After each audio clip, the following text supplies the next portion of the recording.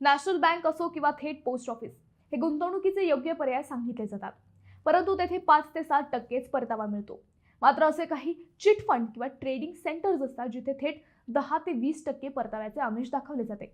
अनेक खासगी कंपन्या तर थेट गुंतवणूक अमुक तमुक महिन्यात दुप्पट करण्याचे गाजरही दाखवतात.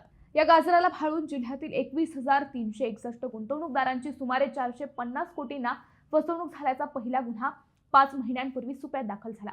सिस्पे फिनोवेल्थ इंडिया आणि इन्फिनिटी इन्व्हेस्टमेंट या कंपन्यांचा ट्रेंड्स इन्व्हेस्टमेंट प्रायव्हेट लिमिटेड या मूळ कंपन्यांच्या 4 संचालकांविरोधात सुपा पोलिसात गुन्हा दाखल झाल्यानंतर हे सगळं प्रकरण चर्चेत आलं. त्यानंतर तक्रारदार वाढले आणि फसवणुकीचं कार्यक्षेत्रही वाढलं. श्रीगोंदा, नगर शहर, पारनेर या तालुक्यांसोबतच बाहेरच्या तालुक्यातील व जिल्ह्यातील गुंतवणूकदारही तक्रारी देण्यास पुढे आले. 450 वरून 500 व त्यानंतर थेट 1000 कोटींची फसवणूक झाल्याच्या बातम्या येऊ लागल्या.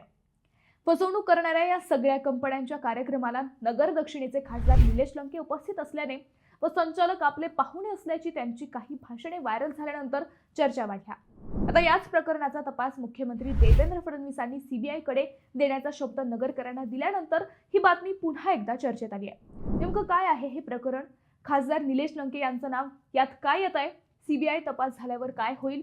हाच विषय आज आपण समजून घेऊयात. नमस्कार, मी अद्वैता आणि आपण पाहत आहात अहिल्यानगर लाईव्ह 24, नगरी राजकारणाचं परफेक्ट अनालिसिस. अहिल्यानगर सत्र न्यायालयाच्या आदेशानंतर सुपा पोलीस ठाण्यात 5 महिन्यांपूर्वी एक तक्रार दाखल झाली. नेहमीप्रमाणे पोलिसांनी तक्रार घेण्यास नकार दिल्यानंतर काही तक्रारदार थेट न्यायालयात गेले. तेथे प्राथमिक चौकशीत फसवणूक झाल्याचे न्यायालयाच्या लक्षात आल्यानंतर त्यांनी पोलिसांना गुन्हा दाखल करून तपास करण्याचे आदेश दिले. सुपा पोलिसांनी मूळ कंपनीच्या 8 संचालकांवर गुन्हे दाखल केले.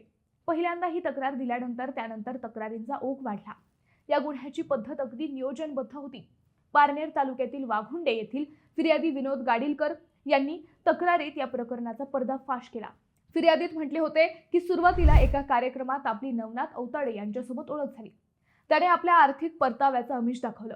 29 डिसेंबर 2022 रोजी गाडीलकर यांनी ट्रेंड्स कंपनीच्या खात्यावर NEFT द्वारे 1 लाख वर्ग केले. त्यानंतर पुन्हा 5,10,000ची गुंतवणूक केली. गाडीलकर यांचा विश्वास बसावा म्हणून संशयितांनी ठरल्याप्रमाणे गाडीलकर यांना भरघोस परतावा दिला. पुढे ट्रेड्स कंपनीचे CEO अगस्त मिश्रा आणि इतर संचालकांनी कथित ब्रोकरेज प्लॅन समोर आणत त्यांना गुंतवणूक वाढवण्याचा सल्ला दिला. गाडीलकर व इतर गुंतवणूकदारांना सर्व आरोपींनी नफ्यातील 50% व 10 ते 15% आमिष दिले. याच आमिषाला 21,361 गुंतवणूकदार बळी पडले. सुरुवातीला गाडीलकर यांना गुंतवणुकीवर 5 ते 7% परतावा दिला गेला. पुढे तुमच्या ओळखीतील लोकांनाही जोडा, त्यांचा नफा तुमच्यासोबत वाटू अशी ऑफर देण्यात आली. त्यामुळे गाडीलकर यांच्यासारखे गुंतवणूकदार या योजनेला बळी पडले आणि अनेकांना कंपनीत गुंतवणूक करण्यास प्रवृत्त केले. सुरुवातीला चांगला परतावा मिळाल्याने कंपनीमध्ये गुंतवणूक वाढली गेली. त्यानंतर गुंतवणूकदारांच्या खात्याची माहिती अचानक इन्फिनिटीच्या पोर्टलवर वळवण्यात आली. त्यानंतर मात्र परतावा देण्यास टाळाटाळ, उडवाउडवी सुरू झाली. रक्कम परत मागितल्यावर उत्तर टाळली जाऊ लागली. श्रीगोंदे, सुपा तसेच पुणे येथे शाखा सुरू करून गुंतवणूकदारांना अशाच भूलथापा देत फसवण्यात आले. गुन्हा दाखल झाल्यावर कंपनीचा मुख्य सूत्रधार व इतर संचालक पळून गेले. परंतु त्यापूर्वी त्यांनी खासदार निलेश लंके यांची दिल्लीत भेट घेतली. शिवाय या कंपन्यांच्या अनेक कार्यक्रमांनाही खासदार निलेश लंके प्रमुख पाहुणे म्हणून उपस्थित होते. हे संचालक आपले पाहुणे आहेत असंही खासदार लंके यांनी भाषणात म्हटल्याचे व्हिडिओ आहेत. त्यामुळे खासदार लंकेंबाबतही चर्चा सुरू झाली. त्यानंतर ऑगस्ट महिन्यात माजी खासदार सुजय विखे पाटील यांनीही एका भाषणात थेट लंके यांचे नाव न घेता शंका उपस्थित केली. ते म्हणाले, सिस्पे घोटाळ्यात श्रीगोंदा, पारनेर व नगर शहरातील गोरगरीब जनतेचे 1000 कोटी रुपये बुडाले. छोट्या गोष्टींवरून उपोषण करणारे, आंदोलन करणारे या विषयावर गप्प का? ते रस्त्यावर का उतरत नाहीत? लुटणारे कुणाचे कार्यकर्ते आहेत? याचा सूत्रधार कोण होता?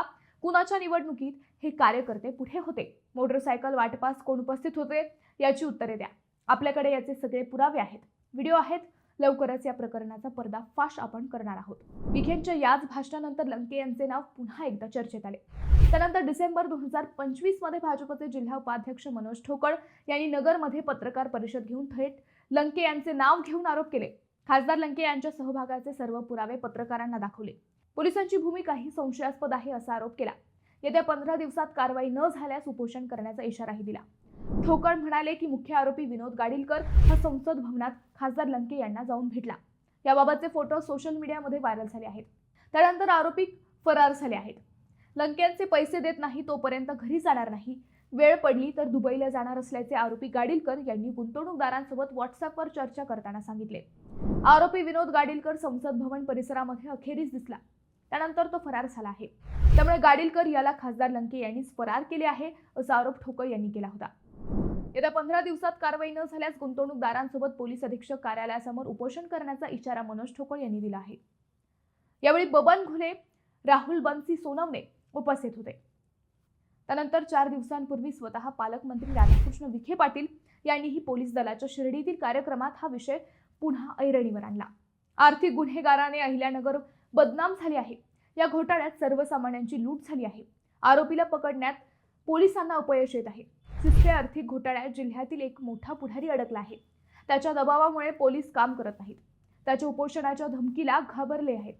या राजकीय दबावाला बळी पडून पोलीस कारवाई करत नसतील तर हे जिल्ह्याला भूषवही नाही। त्याच्या उपोषणाच्या धमकीला घाबरायचे नाही। या राजकीय दबावाला बळी पडून पोलीस कारवाई करत नसतील तर हे जिल्ह्याला भूषणावह नाही, अशी थेट टीका पालकमंत्री विखेंनी केली होती। पालकमंत्र्यांनी पहिल्यांदाच ही टीका केली असल्याने हे प्रकरण पुन्हा एकदा तापले। त्यातच गुरुवारी मुख्यमंत्री देवेंद्र फडणवीस नगरमध्ये मनपा प्रचारासाठी आल्यावर फसवणूक झालेल्या गुंतवणूकदारांनी त्यांना निवेदन दिल्यावर मुख्यमंत्र्यांनाही हा विषय गांभीर्याने घ्यावा लागला। आता या प्रकरणाची सीबीआय चौकशी करण्याचे आश्वासन मुख्यमंत्र्यांनी दिले। शिवाय गरज पडली तर थेट गृहमंत्री अमित शहा यांच्यासोबतही चर्चा करणार असल्याचे सांगितले। त्यामुळे हे प्रकरण लवकरच मार्गी लागेल अशा शक्यता वाढल्या आहेत। ऐन महानगरपालिका निवडणुकीत हा विषय चर्चेत आल्याने खासदार लंके व एकूणच महाविकास आघाडी यामुळे अडचणीत येण्याची शक्यता व्यक्त केली जात आहे। मित्रांनो, तुम्हाला हा विषय कसा वाटला हे आम्हाला कमेंट करून नक्की कळवा। शिवाय व्हिडिओ आवडला असेल तर चॅनलला सबस्क्राईब करून व्हिडिओला लाईक करायला विसरू नका। पुन्हा भेटू नव्या विषयावर, तोपर्यंत धन्यवाद।